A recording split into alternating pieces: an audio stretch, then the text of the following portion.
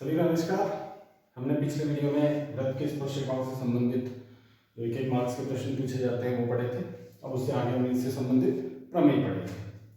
पहले प्रमेय जो है स्पर्शिका से संबंधित, किसी वृत्त की स्पर्श रेखा स्पर्श बिंदु को केंद्र से मिलाने वाली त्रिज्या पर लंब होती है। देखिए, प्रमेय से संबंधित कोई भी प्रश्न या प्रमेय खुद अगर हम सॉल्व कर रहे हैं तो जो सबसे मेन काम है, अगर हम बात करें तो हमें प्रमेय का जो स्टेटमेंट है यानी कि जो कथन है उसको ध्यान से पढ़ना है, क्योंकि जो चीजें हैं वो सारी इसी कथन से दी हुई है और इसी से हमें आगे बढ़ना है।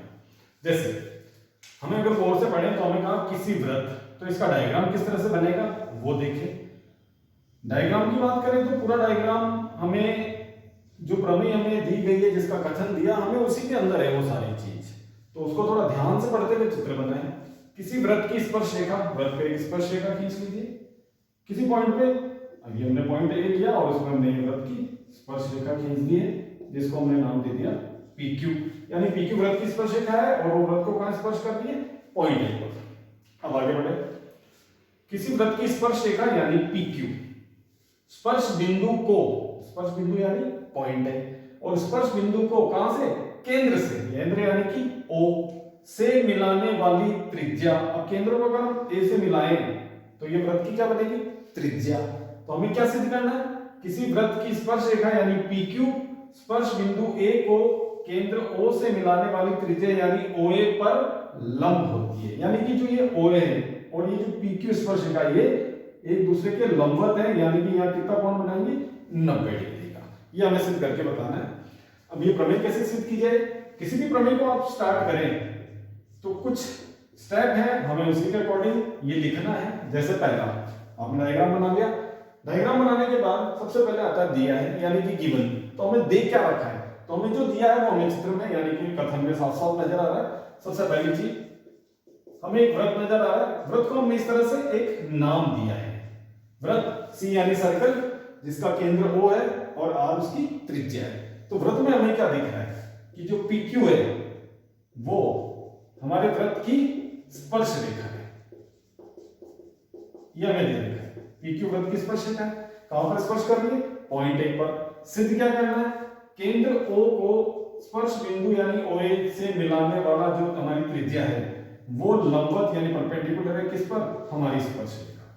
यह हमें सिद्ध करके बताना है, यानी OA जो वो लंब है PQ पे यानी परपेंडिकुलर है। इसके बाद दूसरी चीज, ये स्पर्श रेखा हो गया, यह हमें सिद्ध करना है, तो ये हमने लिख दिया यहां पर सिद्ध करना है, ये चीज हमें प्रूव करके दिखानी है।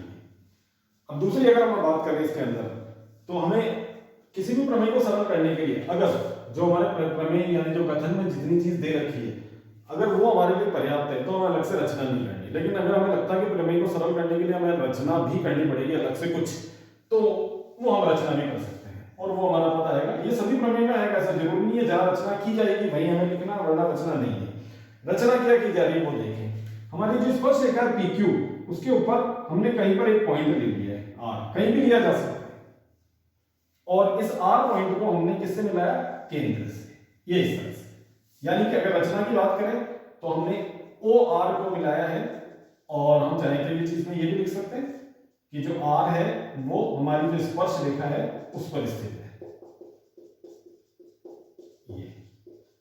ये हमने लिख दिया कि R जो है वो हमारा स्पर्श रेखा पर स्थित एक पॉइंट यानी कि बिंदु है। और इसके बाद आती है उपपत्ति। हिंदी मीडियम स्टूडेंट्स की बात करें तो उपपत्ति लिखेंगे, वरना प्रूफ यानी कि जहां हम हमारा सिद्ध करके दिखाने वाले हैं।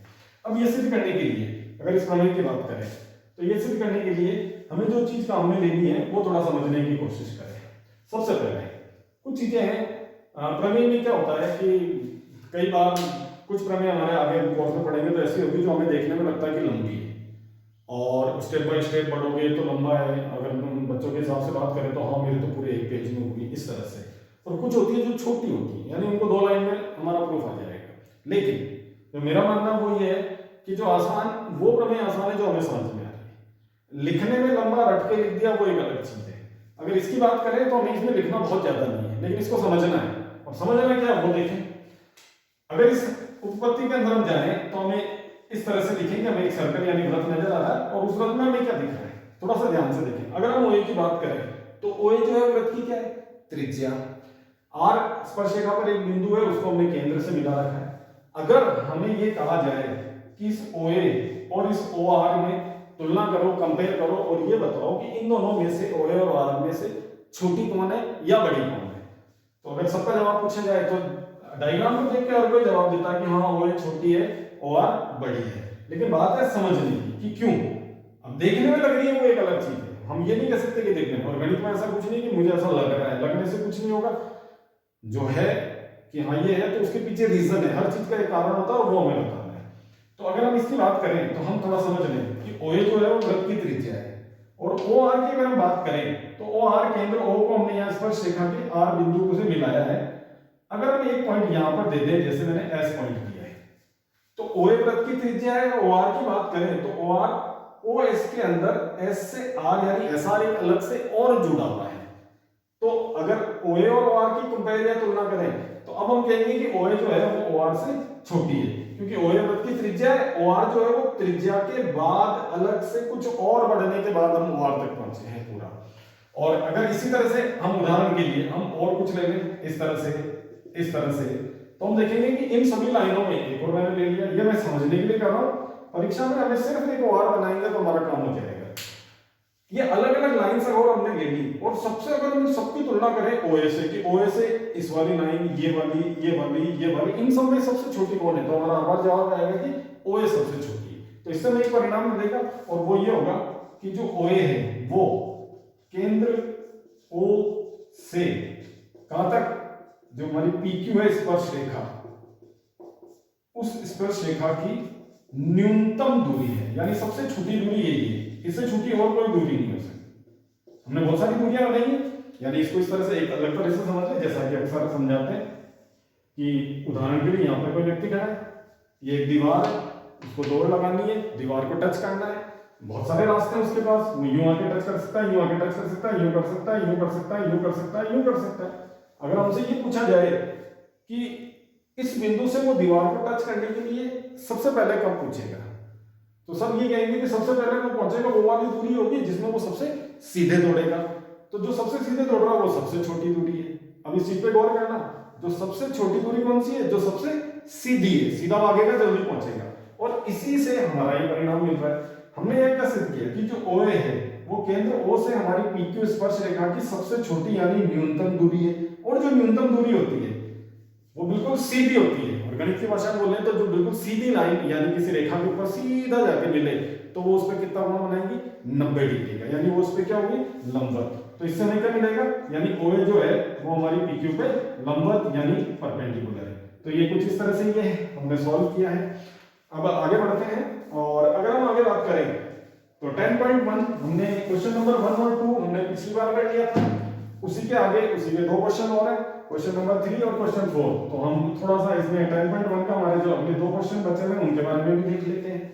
क्वेश्चन नंबर अगर 3 की बात करें तो क्वेश्चन नंबर 3 कुछ इस तरह से दिया गया है, एक वृत्त है, उसका केंद्र O है, उसकी एक स्पर्श रेखा है PQ, लेकिन थोड़ा ध्यान से पढ़े उसको, उसमें ये कहा गया है PQ स्पर्श रेखा का नाम ऐसे नहीं थे P और Q, नहीं, उसमें हम प्रश्न को ध्यान से पढ़ेंगे तो उसमें ये लिखा है कि जो P बिंदु है वो वृत्त का स्पर्श बिंदु भी है, यानी P यहाँ है तो Q हम यहाँ लेंगे, तो ये PQ वृत्त की स्पर्श रेखा है।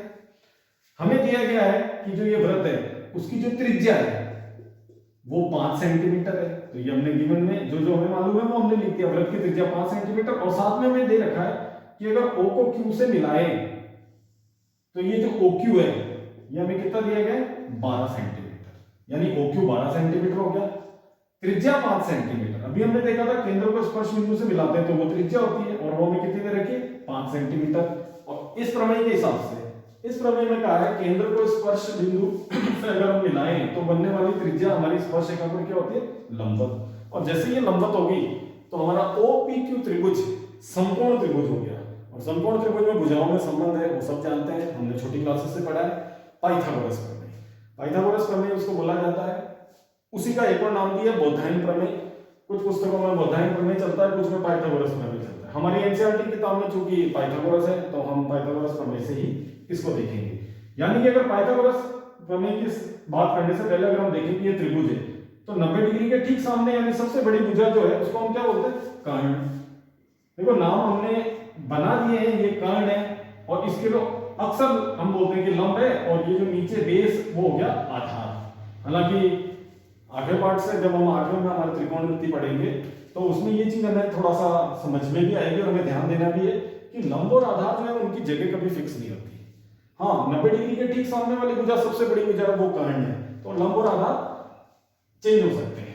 ये लंब हो सकता है, ये आधार हो सकता है, ये लंब हो सकता है, ये आधार, ये हमारे कोण जो न्यून कोण बनेगा अभी आगे बात करेंगे उसके बारे में, उसमें निर्भर करता है।